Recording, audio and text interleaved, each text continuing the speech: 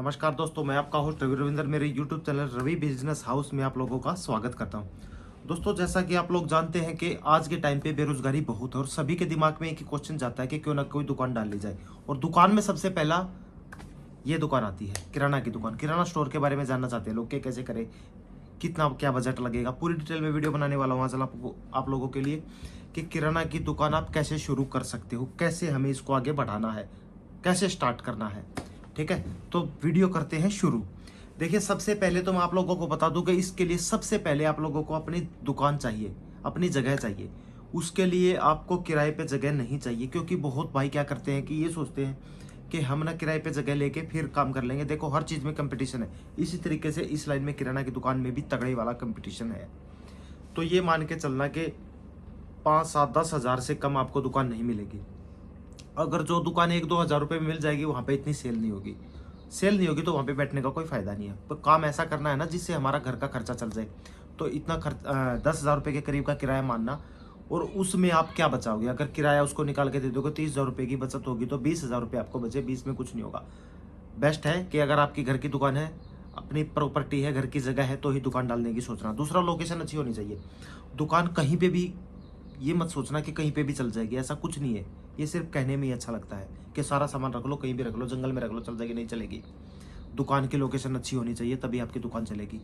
कोई अंदर सुनसान गली में दुकान नहीं होनी चाहिए। मेन चौराहे पे होनी चाहिए, मेन चौक पे होनी चाहिए, मेन बाजार में होनी चाहिए, कहीं भी हो, लेकिन ऐसी लोकेशन होनी चाहिए जहाँ से पूरे गाँव का या पूरी कॉलोनी का, पूरे शहर का आना जाना हो, तभी आपकी दुकान अच्छी खासी चलेगी। अगर कहीं अंदर से घुसा के बैठ गए, फिर दुकान चलेगी नहीं, फिर तो आपको बैठना ही है बस।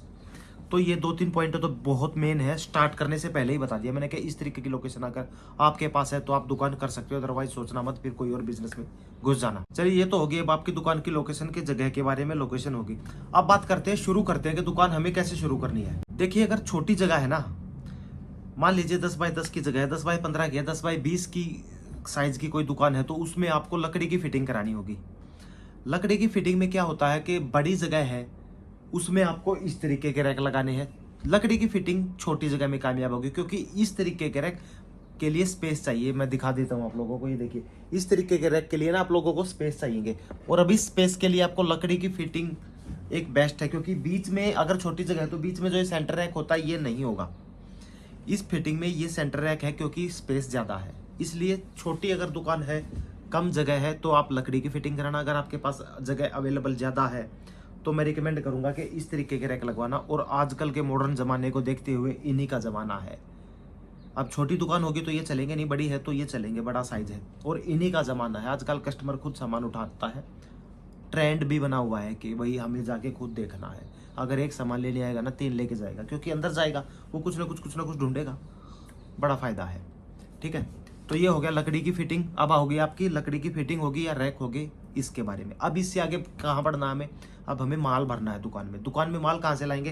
देखो, स्टार्टिंग में आपको माल लेना है होलसेलर से, डिस्ट्रीब्यूटर से लेना चाहिए वैसे तो। अगर आपको नॉलेज है तो डिस्ट्रीब्यूटर से लो, क्योंकि स्टार्टिंग में आपको नॉलेज नहीं होगी कि माल किस चीज़ का डिस्ट्रीब्यूटर किसके पास है। नेस्ले का, लेज का, कुरकुरे का, हल्दी का, चिप्स का, गरम मसाले, जितने भी आइटम होते हैं दुकान पे, उनके डिस्ट्रीब्यूटर आप लोगों को नहीं पता होगा। अब उसके डिस्ट्रीब्यूटर के लिए आप लोगों को क्या करना है? आप डायरेक्ट शुरू में एक होलसेलर से माल उठा लीजिए। सबको ज़्यादा क्वांटिटी में मत उठाना, लेकिन ये उठाना कि आपके पास हर प्रोडक्ट हो, हर प्रोडक्ट माल, हर चीज़ हो। क्वांटिटी थोड़ी सी कम कर लेना। तो पूरा माल मतलब स्टार्टिंग में होलसेलर से ले लिया आपने। अब उसके बाद धीरे धीरे आपको नॉलेज हो जाएगी कि डिस्ट्रीब्यूटर, जैसे नमक का या टाटा का है, उसका कौन होलसेलर है, एमडीएच का कौन होलसेल डिस्ट्रीब्यूटर है, सॉरी, इनका कौन डिस्ट्रीब्यूटर है। तो इससे आपको नॉलेज हो जाएगी कि वो बंदा इसका डिस्ट्रीब्यूटर है। और इसमें दोनों में डिफरेंस बता दूं मैं एक बार, होलसेलर में और डिस्ट्रीब्यूटर में। देखिए, डिस्ट्रीब्यूटर क्या होता है कि जिस चीज़ की, जैसे कोई टाटा की है, मैं टाटा का डिस्ट्रीब्यूटर, मैंने उसकी एजेंसी ले रखी है, मैं सप्लाई करता हूँ होलसेलर को माल। रिटेल के कस्टमरों को भी मैं ही सप्लाई करता हूँ और होलसेलर को मैं ही सप्लाई करता हूँ। इस तरीके से होता है डिस्ट्रीब्यूटर। और होलसेलर क्या होता है? होलसेलर डिस्ट्रीब्यूटर से माल उठाएगा। मान लीजिए फॉर एग्जांपल उसने अगर 8.5 रुपये का माल उठाया, तो आगे वो रिटेलर को देगा 9 रुपये का, 50 पैसे बीच में कमाएगा। क्यों ना डायरेक्ट हम वहाँ से उठाएं। लेकिन हमें उस स्टार्टिंग में हमें उस चीज़ की नॉलेज नहीं है। तो अगर स्टार्टिंग में नॉलेज नहीं है तो हम शुरू में तो एक बार में होलसेलर से माल ले लेते, ज़्यादा फर्क नहीं पड़ता। उसके बाद धीरे धीरे जैसे पुरानी दुकान होगी ना, अपने आप डिस्ट्रीब्यूटर हमारी दुकान पे आने शुरू हो जाएंगे कि सर मैं इस चीज़ का डिस्ट्रीब्यूटर, मैं इस चीज़ का डिस्ट्रीब्यूटर हूँ, मेरे से सामान लीजिए। अपने आप लिंक जुड़ जाते हैं। ठीक है, अब हो गया ये सामान के ऊपर, सामान आ गया। अब हमारा, अब हम दुकान चलानी कैसे। देखो शुरू में ना हमको बहुत कम रेट रखने होंगे। मान के चलना कि 4 से 5 महीना 6 महीने तक तो आपको आटे में नमक ही खाना होगा। बहुत कम रेट रखने होंगे, रिजनेबल रेट देना होगा, क्योंकि ये जैसा कि मैंने शुरू में बताया, इस चीज़ में, इस दुकान में भी बहुत तगड़ा कंपटीशन है। अब कोई बंदा दूसरी दुकान छोड़ के आपकी दुकान पे इसलिए तो आएगा ना कि अगर आपका कम रेट है तभी आएगा, अदरवाइज वो क्यों आएगा। वही चीज़ वो बेच रहा है, वही चीज़ आप बेच रहे हो, तो रेट कम रखना। और अगर आपका रेट कम होगा तो सीधी सी बात है कि कोई भी बंदा होगा वो आपकी दुकान पे आएगा। शुरू में कस्टमर जोड़ने हैं, आपको कस्टमर बनाने हैं, उसके बाद आप धीरे धीरे धीरे धीरे धीरे धीरे इंक्रीज कर लेना। भाई शुरू में 5-7% का लेना है, फिर 10%, फिर 12-15 तक ले आना, इतना मार्जिन ले आना, काम चल जाएगा अच्छा खासा। शुरू में कस्टमर जोड़ लिए, फिर उन्हीं से मार्जिन लेना है। एक बार कस्टमर बन गए ना, फिर मुश्किल हो जाता है कि वो उसको वापस जाना कस्टमर को, क्योंकि कस्टमर के मन में ये बैठ जाता है कि यहाँ से सस्ता सामान मिलता है बस।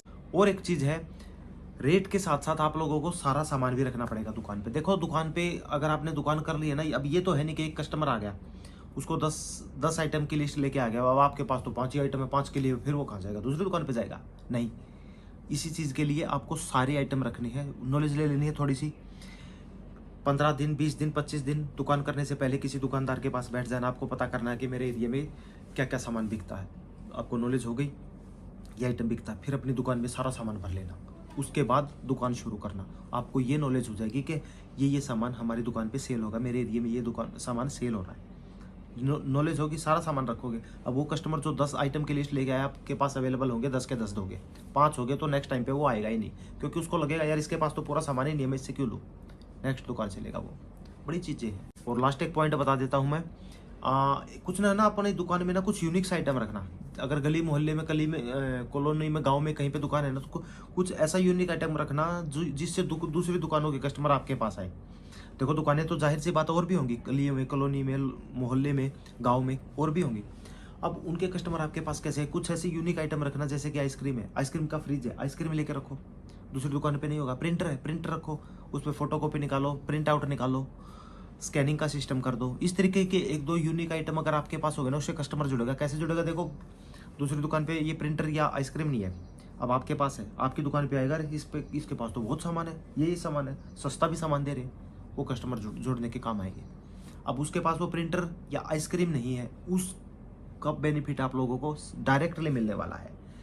तो ये मैं अपने पर्सनल एक्सपीरियंस के हिसाब से मैंने कुछ बताया आप लोगों को कि इस तरीके से आप अपनी दुकान कर सकते हो। उम्मीद करता हूँ मेरी वीडियो पसंद आई, अच्छी लगी तो लाइक कर देना, चैनल को सब्सक्राइब करके जरूर जाना।